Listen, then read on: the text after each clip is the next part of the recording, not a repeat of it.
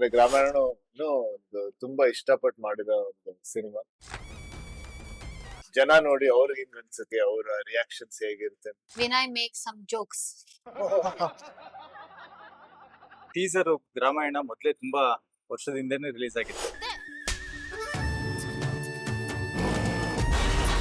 ಒಂದ್ ಸಿನಿಮಾನ ಮಾಡೋದಕ್ಕೆ ಒಬ್ಬ ನಿರ್ದೇಶಕನಿಂದ ಸಾಧ್ಯ ಇಲ್ಲ. ಅಲ್ಲೇ ಶೂಟ್ ಮಾಡಿದೀರಾ? ದೇವನೂರು, ನಿರ್ಘಟ್ಟ, ಕಬ್ಳಿ, ಗುಣಸಾಗರ, ಕಡೂರು, ಮಂಗಳೂರು ಶೂಟ್ ಆಗ್ತಾರೆ ಅಂತ ನಿಮ್ಗೆ ಅನ್ಸಿದ್ದು? ಹುಡುಗಿ ನೋಡಿದ ತಕ್ಷಣ ಲವ್ ಆದ ಬೆಂಕಿ ಸಾಂಗ್ಸ್ ತುಂಬಾ ಹಿಟ್ ಆಗಿದೆ. ನನ್ಗೆ ಏನೇ ಹೇಳುದು ಸುಮಾ. ಜನ ತಪ್ಪೆ ಬಾರಿಸೋರ್ನ ಮೈಸೂರು ಮಾನಸ ಗಂಗೋತ್ರಿನಲ್ಲಿ ಒಳಗಡೆ ಓಪನ್ ಸ್ಪೇಸ್ ಅಲ್ಲಿ ಬಾರಿಸಿ ಎಲ್ಲ ರೆಕಾರ್ಡ್ ಮಾಡಿದ್ದಾರೆ. ಸೈಲೆಂಟ್ ಕೂಡ ಸಮ್ ಟೈಮ್ಸ್ ಉತ್ತರ ಆಯ್ತು. ನಾನು ಸೀನು ಜೊತೆಗಿದ್ದೆ.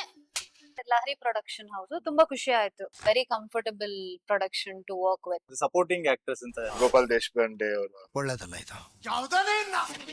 ಯೋಗಿ, ಒಂದು ನೀನೇನಾದ್ರೂ ಮಾಡು, ಇಲ್ಲ ನನಗ್ ಮಾಡಕ್ ಬಿಡು.